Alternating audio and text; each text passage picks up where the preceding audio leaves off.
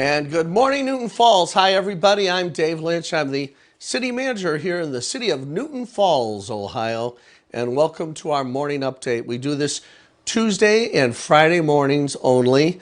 We were doing it 7 days a week at one point, but similar to Governor DeWine, we have cut back our schedule as the curve has been flattened. And it's no longer the coronavirus update. It's just our regular twice a week update right around 7:30 on Tuesdays and Fridays. Sometimes we don't start right on time as we wait to get appropriate internet signal from our providers, but we're glad to be on the air and we appreciate you watching. It's just a general informational piece that we do twice a week. It's about 15 minutes long. Sometimes we tackle issues. Sometimes we try to understand how businesses are operating. And sometimes we just deal with things that happen currently in the news, but always trying to have a special angle on how things relate to Newton Falls, Ohio. Well, folks, we're in the dog days of summer. Nat King Cole had a song about the lazy, hazy, crazy days of summer, and he said it's the time of hot dogs and pretzels and beer. And I think I agree with Nat King Cole in that song, but there's one thing that Nat King Cole didn't mention in that song. It's hot dogs and pretzels and beer and softball. You know, softball is one of the things I like to refer to as the universal sport because everybody can play it. Little kids, grandmas can play it. In fact, I've seen some senior citizen leagues where the play is really at an exceptionally high level. Sometimes, if you are a senior citizen, that means you've had a lot of time to play softball and you've learned some of the tricks of the game. You know, you can bat 800 for a season just by being a banjo hitter that knows how to put a soft single just over the head of the shortstop in front of the left fielder. Well, in Newton Falls, we have a very active softball program, and that's because we have a fellow that is one of the most well-known, most well-beloved characters in our entire community. You see him right around town in his recumbent bicycle and his bicycle helmet. And he's a guy that you can talk to for maybe hours on end. In fact, I almost think this fellow really could have made a living as a stand-up comic in Las Vegas just because he's so entertaining as a personality. And without him, we wouldn't have softball. In fact, I call him Mr. Softball. And the man on the live line right now, someone everybody loves, Mr. Al Rattini. Hi, Al. How are you this morning? I'm pretty great. It's great to have you on the line. And Al, you are a man of action. You know, when this COVID-19 restriction on softball was lifted, I noticed that you had people out on the fields almost right away. In fact, I tell people in the entire state of Ohio, the first guy that had people on the field was Al Rattini. Al, how did you become Mr. Softball? Well, way back when I was 21 years old in 1978, the Newton Falls Ministerial Association thought that it would be a great way to have fellowship among churches. So they said, let's get a softball league going, but they didn't know who would want to crank it up. So my pastor, Father Kish, says, well, I have somebody that I think would be great for the job. So he asked me to do it, and I've been doing it ever since for the past 42 years now. By the way, I think Tom has an old photograph of one of the teams you played on, and you said back then. Now, Al, we're looking at your well-polished dome, and Tom, if you can zoom in on, there's a picture of Al Rattini back in 1986. You know, you got quite a figure there. You almost look like a secret agent or something. You were quite a dashing and probably effective softball player back then, right, Al? Right, I thought I still was. So Father Kiss said, I've got the perfect guy. And then it's been history ever since. Al, what had you in a position where you could get folks to take the field right away after the governor lifted the restrictions? Well, even before COVID struck, I during the winter, any typical year, I'll have several emails and phone calls asking me when we're going to have a meeting so that we can get everything going, because we usually start the first week in May every year, and then that got shot down. But I still told people that I would keep them updated, and keeping in touch with you, I let them have a rough idea that as soon as we were allowed, we were going to get things rolling. But with the COVID hitting, we dropped down from about 15 teams down to 6 teams this year, but I'm still glad that we were able to keep it going. Sure. Al, there's a very famous partnership in town between you as the old hand that's been doing this for many years and another dynamic man on the scene, our baseball leader, John Rusko. What's been the key to that successful partnership between you two?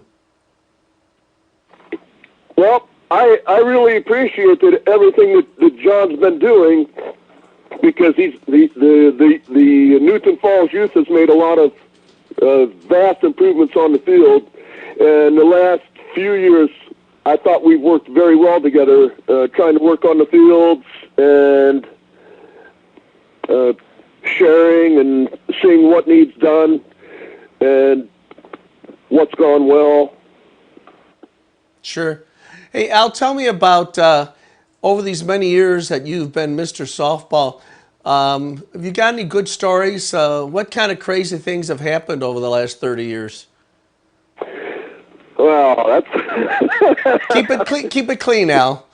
okay. I like to joke and tell people they when I give them a couple of pages of rules, and they say, "Wow, some of these are pretty crazy."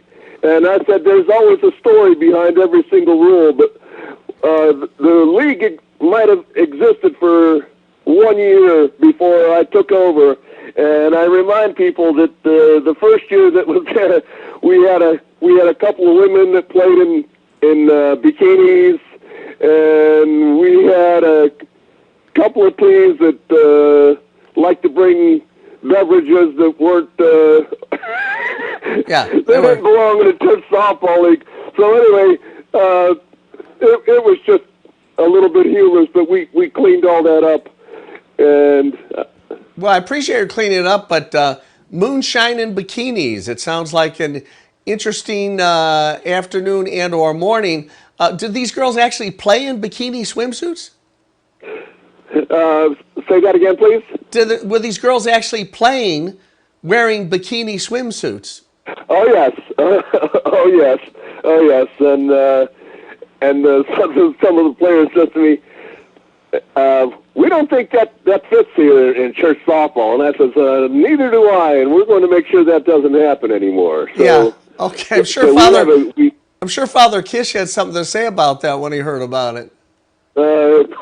Probably. So we installed a great Christian dress code, so we don't have to worry about that anymore. Sure. Now, these leagues, some of them are morning leagues, actually, right, Al? No, we got away from that. Morning church service is over, and so we play usually anywhere around. Well, before, when we had enough teams, we were playing anywhere from 1:30 until dark. And I've heard rumors that there are guys that would actually go to church wearing their baseball uniforms because you took right off from Mass to go over to the fields. Is there any truth to that? There is. There is. And, well, I remember when my organist at church was playing, and he had to run borrow. He came to the game in dress pants, and he had to change and borrow somebody's sweatpants. But there's some people that I see wear their softball shirt underneath their church clothes, or else they hurry up and do a quick change in a phone booth. Sure. Well, Al, you yourself have always been a player. That dashing young man that we saw in the photograph we looked at earlier from 1986, I presume he was in one of the more dynamic roles, like a shortstop or an active center fielder. And I presume you've graduated to a little bit more casual or easier to play positions on the field. Has your own career evolved as you've gotten older? Mostly. I used to be a very good outfielder as well as a pitcher, and now I stick out the outfield because I don't have the speed anymore. Yeah.